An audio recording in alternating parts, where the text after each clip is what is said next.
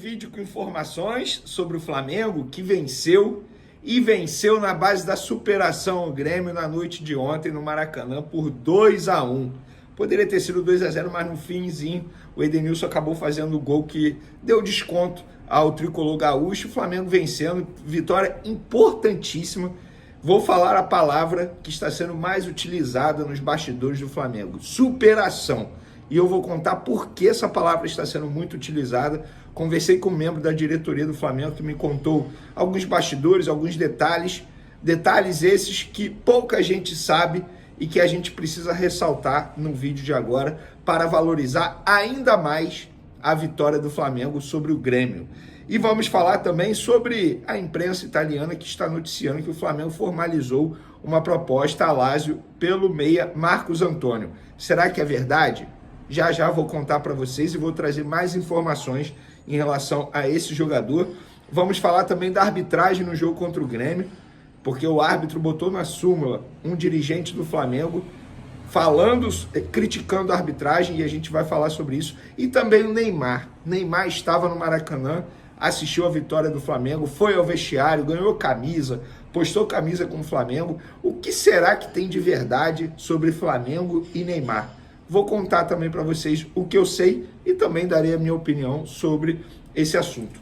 Isso tudo e muito mais no vídeo de agora. Galera, vamos lá. É o seguinte, eu não posso deixar de ressaltar aqui a vitória do Flamengo diante do Grêmio. Uma vitória que foi com muita superação. Antes de mais nada, o Flamengo estava com 7 desfalques antes mesmo do jogo começar. 5 por convocações e 2 por lesões. Ayrton Lucas e Alan. Ainda no primeiro tempo, o Flamengo precisou fazer 2 substituições por lesão. Everton Cebolinha e também o volante Igor Jesus. E vocês não sabem, o que eu conversei hoje com uma pessoa da diretoria do Flamengo, essa pessoa me relatou o seguinte: Venê, foi mais superação ainda, porque o Gerson e o Fabrício Bruno jogaram na base do sacrifício total. O Gerson estava com o joelho inchado, sentindo muitas dores no local. O Fabrício Bruno treinou pouquíssimas vezes com os companheiros durante o período de paralisação da data FIFA, porque o tornozelo dele está inchado. Ele jogou com um tornozelo inchado ontem na base de sacrifício, sentindo muitas dores. Então, 7 desfalques iniciais, 2 durante o jogo e mais 2 jogando sacrifício. E o Flamengo, mesmo assim, fez uma boa partida. Tudo bem, o Tite, ele acabou sendo ajudado pelo destino, porque o Igor Jesus não estava bem. Quando o Igor Jesus se machuca, mas aí nós temos que bater palma para o Tite, elogiar o trabalho do Tite. O Tite entendeu que a estratégia dele não estava dando certo, o volante dele, que não estava bem, se machucou. O que ele faz? Recua o Gerson para volante e bota o Luiz Araújo na ponta direita. Luiz Araújo mudou o jogo, jogou muita bola mesmo. O Pedro, embora não tenha feito gol, mas fez uma partidaça. O Gerson, mesmo na base de sacrifício, com o joelho inchado, jogou muita bola. O Léo Ortiz, improvisado, começou mal, mas quando o Igor Jesus sai e o Gerson joga ao lado do Léo Ortiz foi bem demais.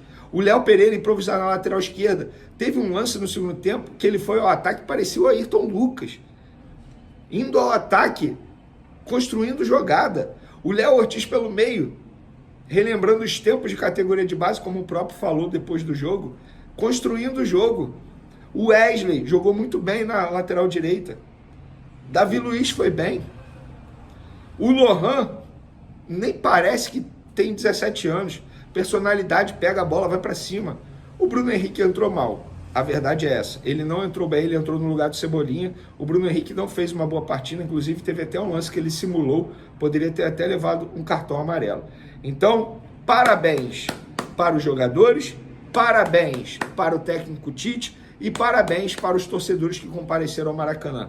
Mais de 51 mil pessoas presentes, mesmo sendo numa quinta-feira, 8 horas da noite, um horário pouco usual no calendário do futebol brasileiro. E um desses torcedores que estavam lá, nada mais, nada menos que o Neymar, o midiático Neymar, o craque Neymar. Dentro de campo ele é um craque. Fora das 4 linhas eu tenho as minhas ressalvas, todo mundo sabe muito bem disso, mas dentro de campo o cara joga muita bola. O que eu sei, o próprio Marcos Braz disse, falou, ó, não tem nada, não estamos aqui para iludir torcedor, nada disso, Neymar é super bem-vindo, enfim, todo mundo postando foto com o Neymar, vários jogadores que são fãs do jogador, fãs do craque da seleção brasileira, que hoje tem contrato com o Al Hilal. Mas, gente, na boa, o Neymar não faz nada por acaso. Isso aí, pelo menos na minha visão, é já pensando no futuro. Sabe por quê? O contrato dele com o Al Hilal vai acabar. Ele dificilmente vai conseguir um bom contrato na Europa e provavelmente vai querer retornar ao futebol brasileiro. No futebol sul-americano, aqui no Brasil, sobretudo, quem tem condições de pagar e ter o Neymar em seu elenco?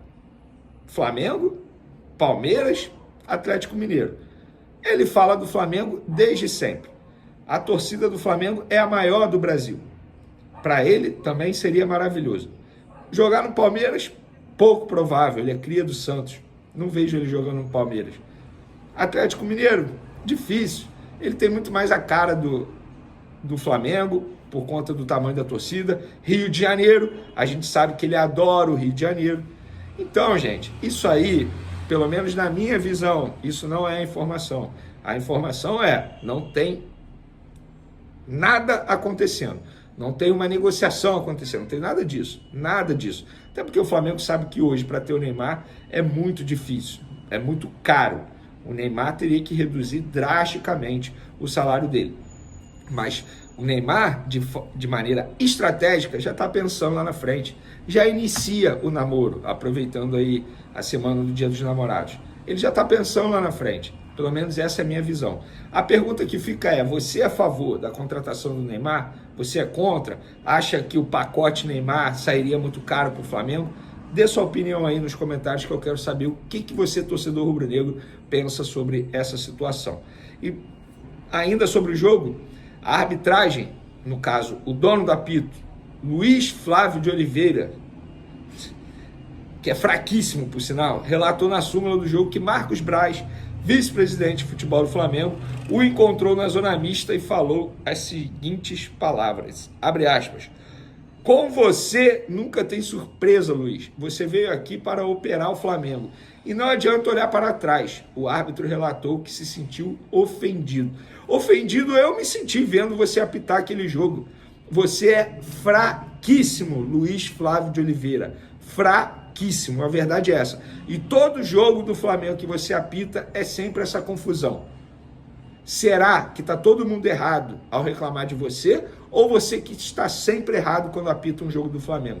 Porque é incrível a capacidade de revoltar a diretoria, jogadores do Flamengo e também a torcida do Flamengo.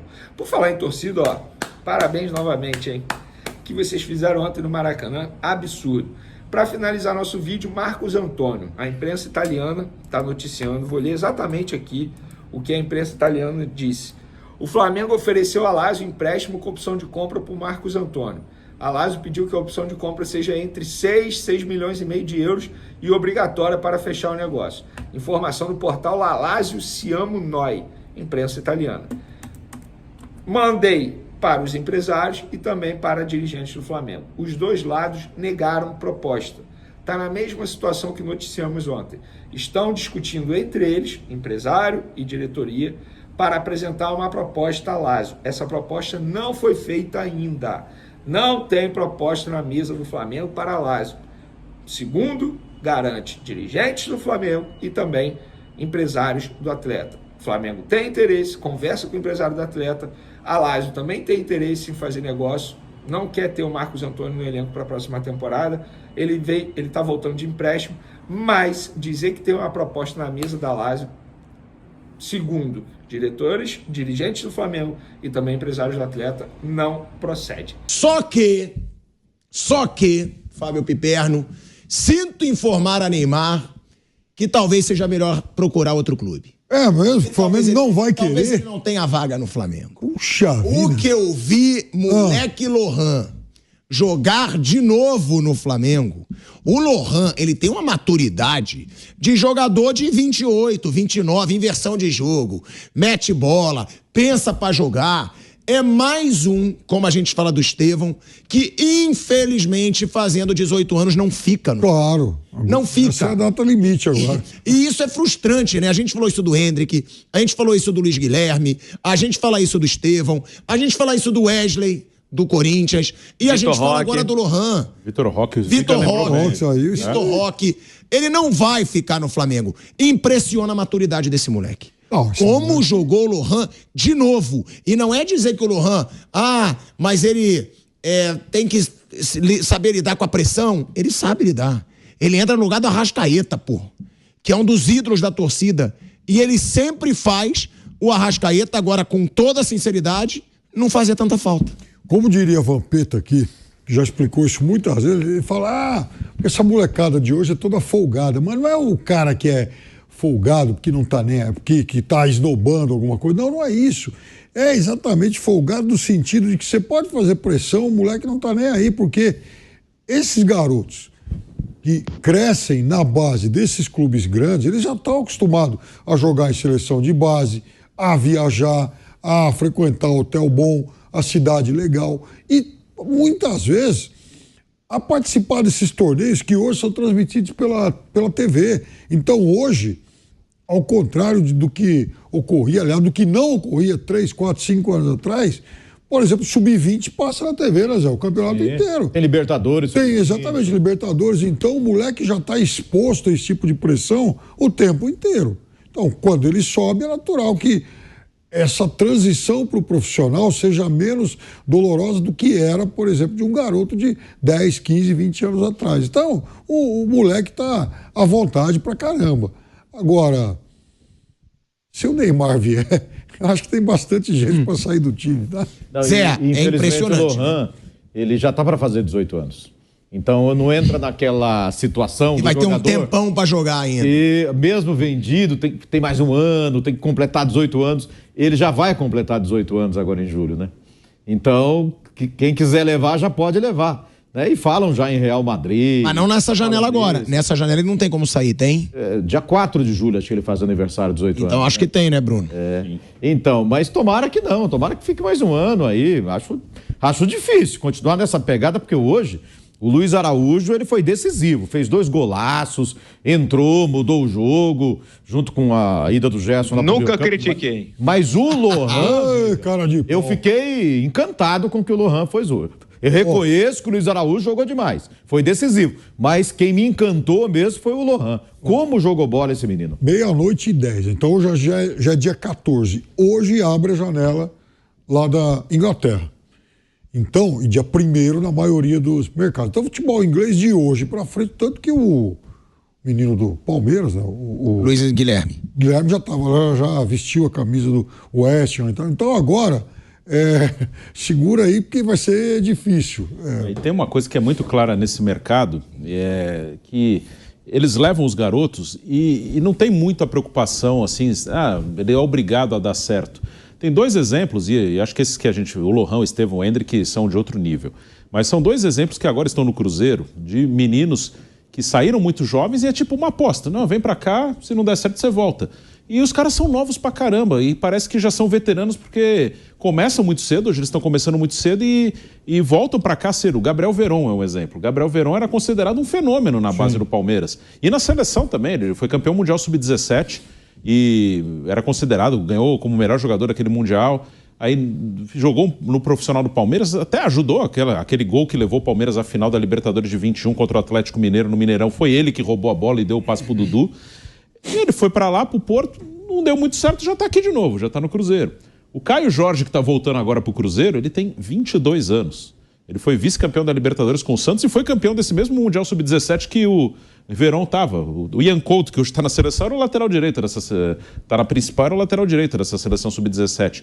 E aí o Caio Jorge foi pra lá pra Juventus, não jogou, foi emprestado, também não deu muito certo, machucou o joelho e tá aí de novo. O Marquinhos, que foi lá para Londres, está no Fluminense agora. Isso, foi pro Arsenal. Foi pro Arsenal, voltou. O próprio Flamengo montou seu time histórico aí, a partir de 19, com muitos jogadores desse perfil. Gabigol é desse perfil.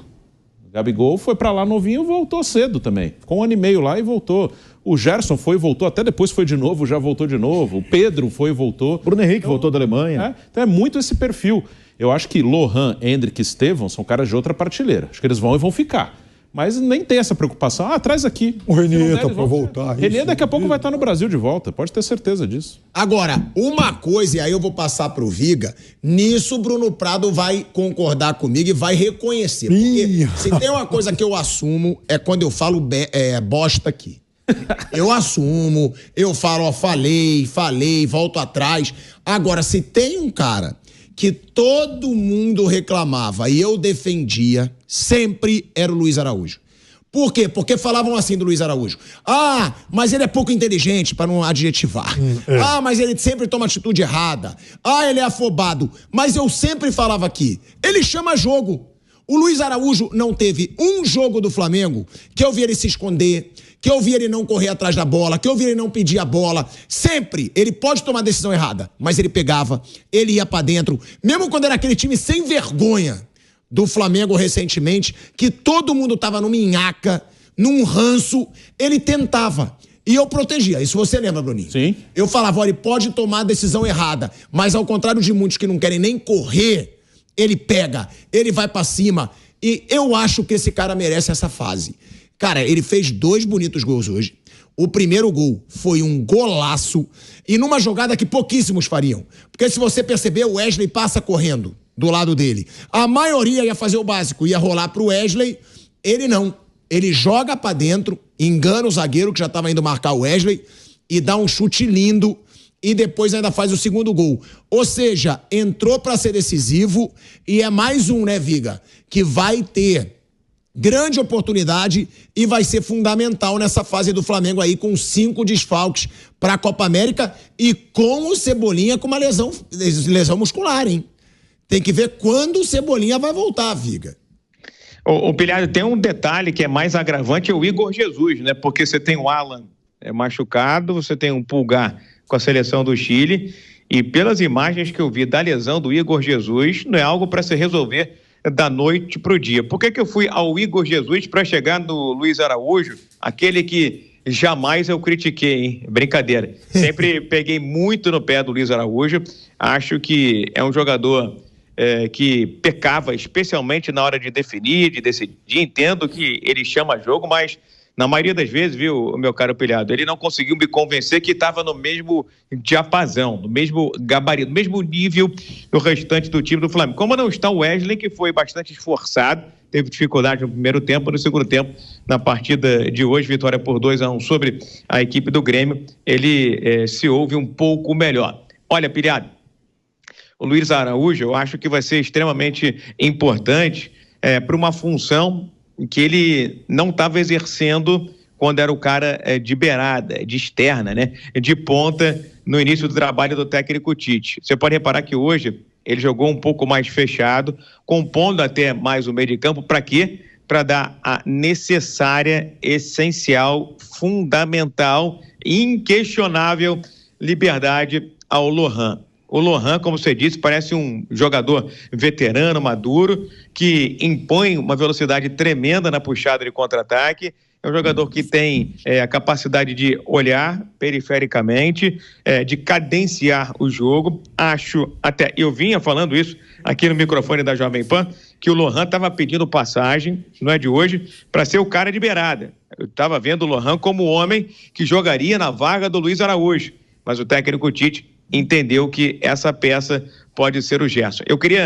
Eu que sempre peguei muito no pé de alguns jogadores do Flamengo, do técnico, hoje eu queria dar parabéns ao Flamengo de uma maneira coletiva.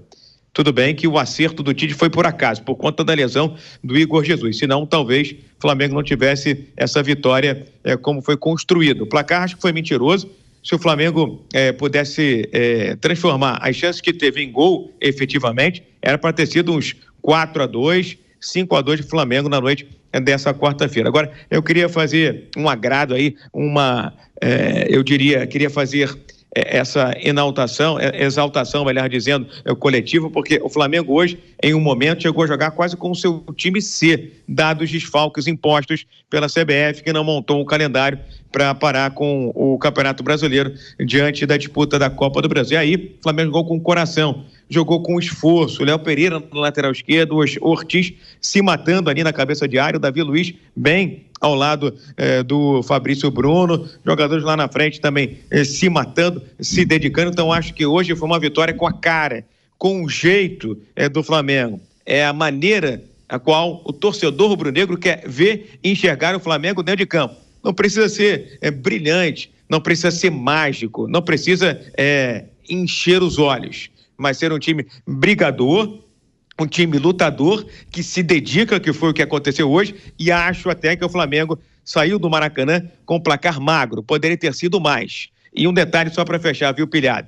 Se o Grêmio de Porto Alegre, toda a minha solidariedade aos gaúchos, tinha alguma chance de acabar com essa freguesia para o Flamengo, era hoje. E mais uma vez não conseguiu. Bota no DVD aí, Portaluppi. Olha aí, ó. Olha aí. Tá provocador. Ele tá hoje, animado, né? Biberno. É o Renato. Ele tá animadinho agora, mas tem que estar, né? Porque é o Flamengo assumindo a liderança do Campeonato Brasileiro. E aí é o que eu falo, o que tava uma crise absurda há pouco Faltam tempo... só umas 30 rodadas, só quero... Não, eu sei, mas o que tava uma crise absurda até pouco tempo atrás, nesse momento, Sim. o Flamengo já... Pronto, equilibramos. Não, mas o jogo de hoje foi fundamental. Não, Zé, mas não é só o jogo de hoje. O que eu digo é assim, o Flamengo se classificou em segundo, tá? Na Libertadores. Era um resultado péssimo. Acabou sendo bom. O Flamengo dos brasileiros, todos se classificaram em primeiro. Ele é o que pegou os melhores confrontos. Porque ele vai pegar o Bolívar. Ai, altitude pilhada, vai pro escambau. Se for eliminado por Bolívar de Libertadores, vai pro espaço. Não dá pra ser eliminado pelo Bolívar. Azar, altitude, pode jogar na altitude, no fogo, no mar, aonde quiser que seja. Tem que ganhar do Bolívar. Se passar pelo Bolívar, vai pegar o Peñarol, que tudo bem, é um gigante do futebol sul-americano, mas não chega há quanto tempo pra disputar título de Libertadores? Há muitos anos. Eu acho que o último foi 87. O último título deles foi 87. 87. Ou o The Strongest, que também tem altitude, mas não é adversário forte. Ou seja, o Flamengo pode chegar na semifinal da Libertadores sem pegar um gigantão pela frente. Não vai pegar São Paulo, não vai pegar Palmeiras, não vai pegar River, não vai pegar Atlético Mineiro. O Flamengo poderia pegar todos esses. Não vai pegar até a semifinal. Ou seja, ótimo cenário. O River tem um caminho legal. Sim. Ele e o River. É um ótimo cenário. E no Brasileiro já é líder. Então, mas o jogo de hoje, o que eu ia colocar, que o jogo de hoje foi fundamental... Porque vocês lembram com o Rogério Ceni, né? Que o Flamengo perdeu os 4 titulares durante Copa América, essas coisas.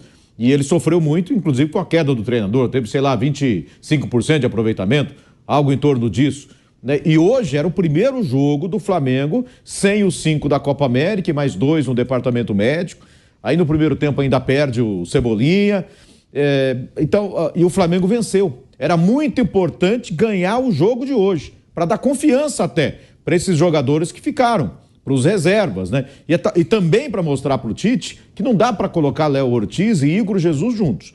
Eu pensava isso antes do jogo. E aí a contusão do Igor Jesus permitiu que ele consertasse o time. Então, Ufa!